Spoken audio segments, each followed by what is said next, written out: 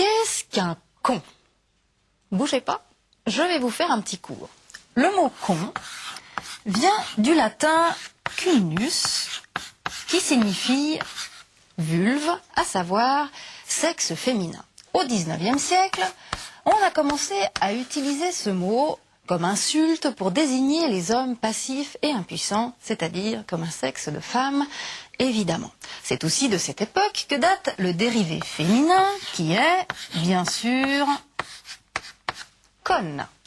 Aujourd'hui, on est au XXIe siècle et il y a des cons partout, ça vous savez, mais particulièrement dans l'univers du boulot.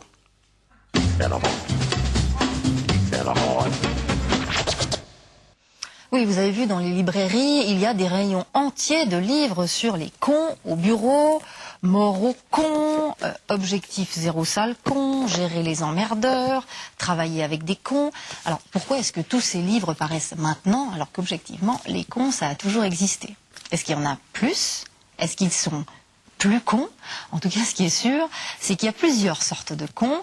Et Emmanuel Bressan, Jochen Bechler et Bettina Hoffmann vous ont préparé une petite typologie des cons avec l'auteur de ce livre-là et avec l'aide de deux comédiens très compétents. Le gros con n'est pas forcément gros, mais il est toujours lourd. Son défaut principal est la beaufitude.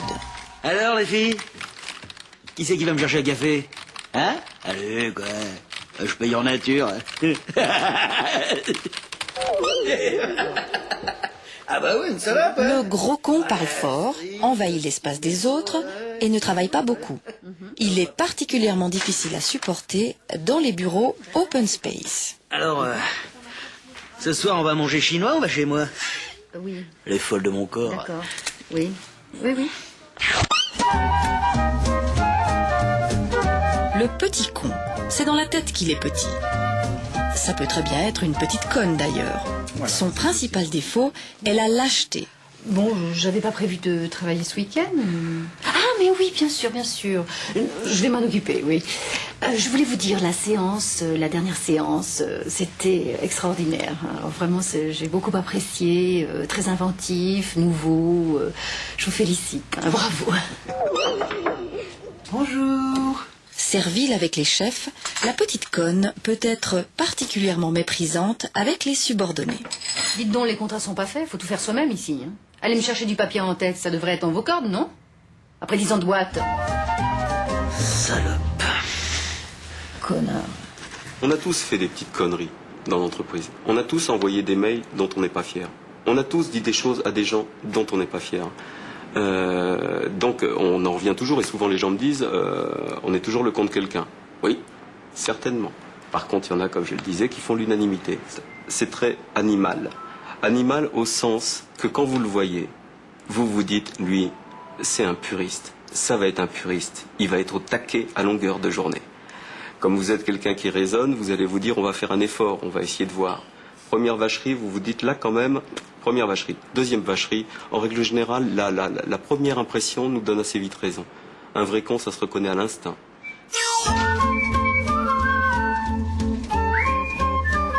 Le sale con n'a aucune empathie. Il est prêt à tout pour faire du mal à ses collègues. Son principal défaut est la nuisance. Eh, mais dis-moi, mais t'es enceinte? À 40 ans, c'était le dernier moment, hein? Non, je suis pas enceinte. Attends, excuse-moi, Vanessa. Je me disais aussi. Ouais, là. Avec les fringues de pute, là. Bah, je peux te dire que... Le sale con répand des rumeurs humiliantes sur les gens. Elle va grimper. Il essaye de diviser pour mieux régner. Il paraît qu'elle s'est tapé le mec des RH. Tu sais, celui qui t'aimait bien, avec qui t'avais dansé à la soirée du personnel. Elle l'a su y faire. Bonjour. Eh, Vanessa, ça va, toi?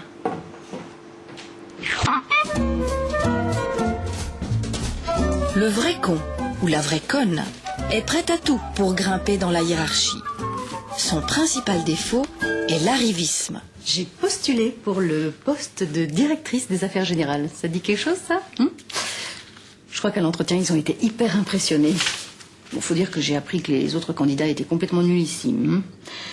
C'est dans la poche, quoi. Mais au fait, t'avais pas postulé, toi? La créativité n'étant généralement pas son fort, la vraie conne profite habilement des idées et du travail des autres. Écoute Richard, t'as fait un super boulot sur ce dossier, mais t'es tellement nul en public que je crois que c'est moi qui vais les présenter. Hein? D'accord? T'es d'accord? Bonjour, monsieur le directeur. Il y a des cons en entreprise.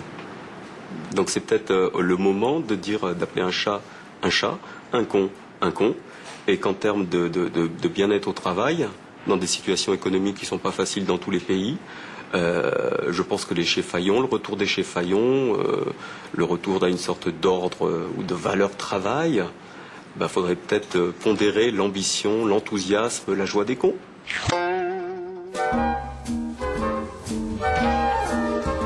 Le vieux con n'est pas toujours très vieux. C'est surtout un état d'esprit. Le vieux con est souvent fatigué et son principal défaut est son caractère négatif. Encore une séance de réflexion, mais on en fait tout le temps des séances de réflexion. Ça fait 20 piges qu'on en fait des séances de réflexion. Il se passe jamais rien dans cette boîte. Organise mes vacances à Pattaya, j'en ai marre. Par principe, le vieux con résiste férocement à tout changement et trouve que c'était mieux avant. Voyez les filles, on a mangé notre pain blanc. Avant, il n'y avait pas toute cette administration. Tu demandais un truc, tu l'avais. Toi, tu viens d'arriver, j'aimerais pas être à ta place. Moi, j'ai un deuxième pilier en or, je me tire le plus tôt possible. Pas bien, hein?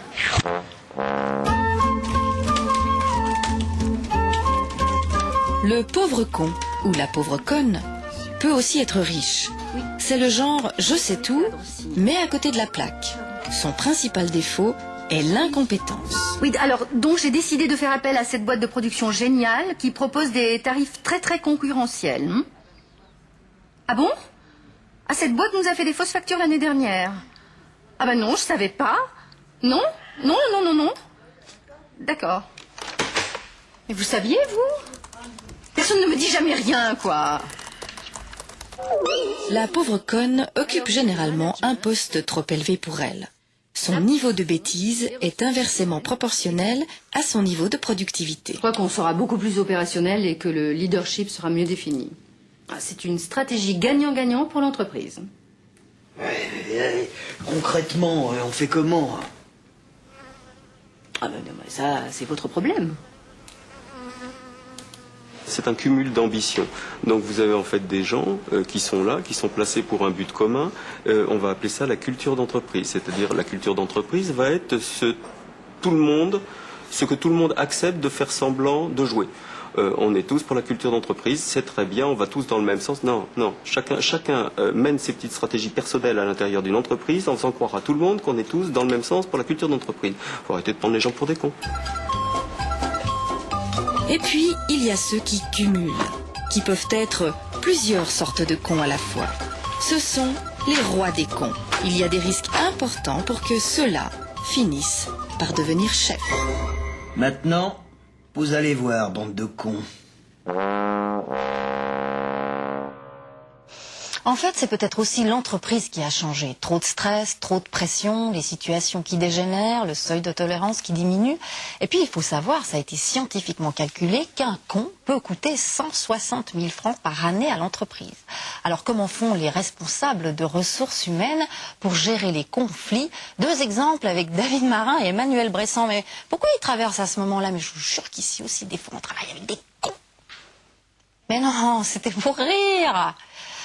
C'était pour rire. La relation professionnelle, c'est une relation sous contrainte.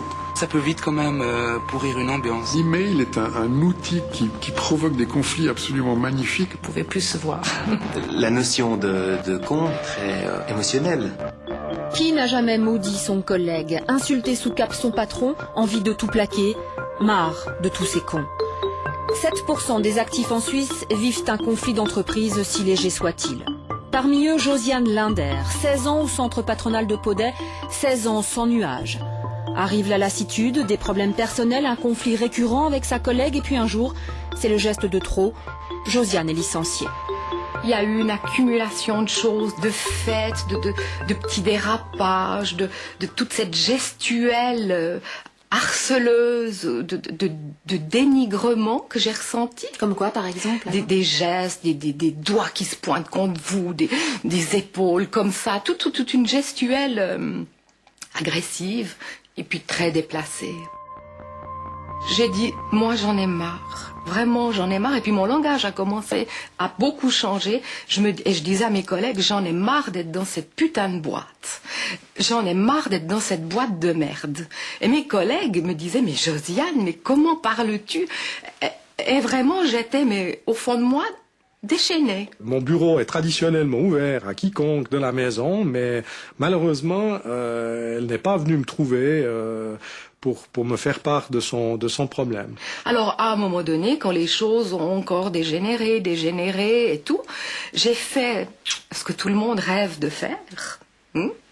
Elle était en face de moi pour un problème qu'elle avait créé, un oubli qu'elle a voulu me remettre sur le dos. Et moi qui porte des grosses bagues, j'ai eu cette fois-ci, puis j'avais plus envie de me maîtriser. Et je lui ai envoyé mon poing dans la gueule et je lui ai cassé 2 dents. Voilà. Pour arriver au geste qu'elle a commis, il faut croire qu'il y avait au-dedans d'elle quelque chose d'assez grave que nous n'avons pas perçu comme tel, ou en tout cas pas autant. Ça c'est clair. Vous reconnaissez que ce geste est quand même un geste grave dans... Bien sûr, dans la hiérarchie actuellement, on n'envoie pas un coup de poing comme ça. Mais, ma foi, ça s'est fait ainsi. Moi, je pense que au sein de l'entreprise, il est très difficile de se faire entendre et comprendre. Parce que la personne, le chef du personnel ou toute autre personne de la maison, elle est trop impliquée, elle vous connaît trop. Une aide extérieure aurait été beaucoup plus efficace et beaucoup plus valable et beaucoup plus payante dans mon cas ou dans d'autres cas. On lui a proposé d'aller voir un médecin. C'est vrai qu'on lui a pas proposé d'aller voir un médiateur. C'est tout à fait juste. Peut-être que ça aurait été la solution. Je peux volontiers en convenir, je sais pas. Dans une entreprise, on n'est pas à l'école enfantine. Les gens peuvent régler un certain nombre de problèmes entre eux et ils doivent le faire. Et c'est seulement quand ils ont le sentiment de ne plus maîtriser la situation ou de soupçonner un dérapage qu'ils n'arriveront pas à contrôler qu'ils doivent alerter leurs responsables avec confiance. Mais à force d'attendre, il est parfois trop tard. Autre chose. À la suite d'un grave cas de mobbing, la commune de Vevey réagit et mise alors sur la prévention. Elle offre des cours de gestion du conflit avec un médiateur extérieur. Le succès est total. On apprend ici à être un peu moins con. On ne laisse pas les choses se dégrader parce que demain matin, le collègue il sera encore là. Je crois qu'il y a autant de cons dans les entreprises qu'ailleurs et on est tous le con de quelqu'un, d'une manière ou d'une autre, parce qu'un jour on a adopté une position qui n'avait pas l'heure de plaire à l'autre. Au moment où on explose, on signifie aussi à l'autre et à l'entourage que ça a été trop loin. On n'arrive plus à retenir le flot. Et souvent, Marc Rosset n'intervient que rarement pour démêler un conflit. Une médiation pour une centaine de cas par an. Il n'empêche, les broutilles quotidiennes nous pourrissent vite l'existence et c'est parfois délicat d'en parler au sein même de l'entreprise. Le chef du personnel de la commune de Vevey sait bien de quoi il parle. C'est difficile de mettre sur pied une structure qui permette aux collaborateurs de pouvoir parler en toute liberté. Donc il nous est apparu important pour un médiateur externe parce qu'un conflit nous paraît, une situation difficile, n'est pas forcément uniquement due aux professionnels, au cadre professionnel, mais peut être une accumulation de difficultés que rencontre le collaborateur, aussi bien sur sa vie privée que professionnelle. Car finalement, la relation professionnelle est une relation sous contrainte. On ne choisit pas ses collègues, on passe du temps avec eux, on est obligé de communiquer. Résultat, des conflits partout, tout le temps, qu'il faut apprendre à désamorcer. Sylvia Garrett en a fait l'expérience. Elle est éducatrice à la ville de Vevey. Elle ne supportait plus sa collègue. Elle savait très bien ce qui pouvait m'agacer et moi aussi après avec elle. Donc rien le fait qu'elle me dise « Oh ça va, t'as pas l'air bien ce matin », qu'elle savait très bien que ça allait pas, donc elle essayait. Et moi aussi j'étais assez dure avec. Quand on est dedans, on n'y voit pas, c'est nous qu'on a raison, on a envie de se battre, de se défendre et c'est tout. Puis ça avait un jeu très malsain. Et puis, une fois qu'on a une tierce personne qui nous met ensemble, qui nous explique et qui nous écoute et qui analyse autrement, puis on se dit, mais c'est vrai, quoi. Finalement, il y a... J'étais con. J'étais con. Alors je pense que dans la relation professionnelle, quand on reçoit une plainte, on doit la prendre au sérieux. Prendre le temps simplement d'écouter le collaborateur et puis de l'écouter jusqu'au bout pour savoir qu'est-ce qu'il vit vraiment et est-ce qu'on peut changer quelque chose dans l'environnement de travail. J'aime bien la notion de okayness, c'est cette espèce de check-up qui consiste à se dire pour soi dans quel état est-ce que je suis. Ça veut dire au moment où j'arrive à ma place de travail, est-ce que je suis clean, est-ce que je suis propre, j'ai vécu plein de choses la nuit précédente, la veille, etc. Mais de faire ce nécessaire état des lieux avant d'entrer en relation avec mes collègues. On ne va pas leur faire porter à eux des choses qui me concernent moi.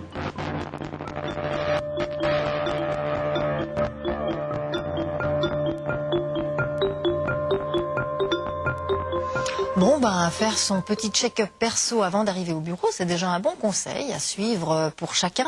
Nous en avons 10 autres à vous proposer.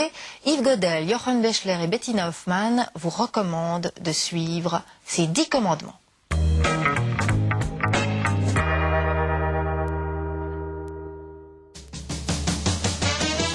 Mes bien chers frères, mes bien chères sœurs, prière de respecter ces 10 commandements si vous voulez survivre avec des cons au travail.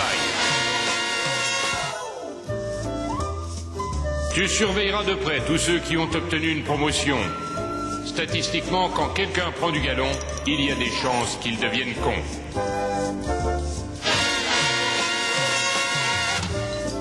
Tu dénonceras tous les signes extérieurs de pouvoir au bureau, moquette, parking privé, secrétaire perso. Les différences de statut en entreprise augmentent le niveau de connerie. Ça n'est pas une surprise. Tu ne prendras jamais le con au sérieux, même s'il est sérieusement con. Plus tu en riras, plus il s'énervera et tout le monde le verra.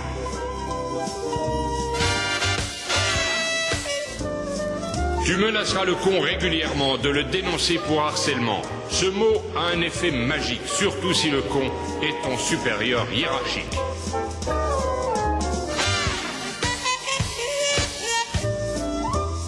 Tu t'arrangeras pour garder un seul con autour de toi. Comme ça, le con, c'est lui, et pas toi. Pour arranger tes petites affaires, cite-le comme exemple de ce qu'il ne faut pas faire. Tu n'oublieras pas que le con est contagieux. Évite donc d'en engager de nouveau, si tu peux. Ils risqueraient de se reproduire entre eux.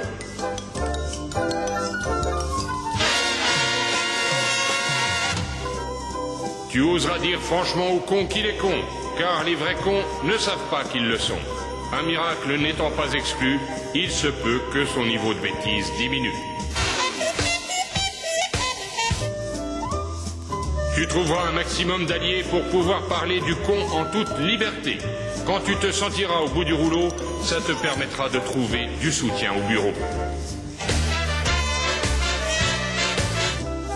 Tu savoureras chaque petite victoire, par exemple, un café renversé sur sa chemise dans un couloir. C'est petit, mais ça aide à supporter un haut niveau de conneries. Tu liras régulièrement les offres d'emploi pour le cas où le con se retrouverait au-dessus de toi. N'oublie jamais que sauver sa peau, c'est mieux que péter un plomb au bureau.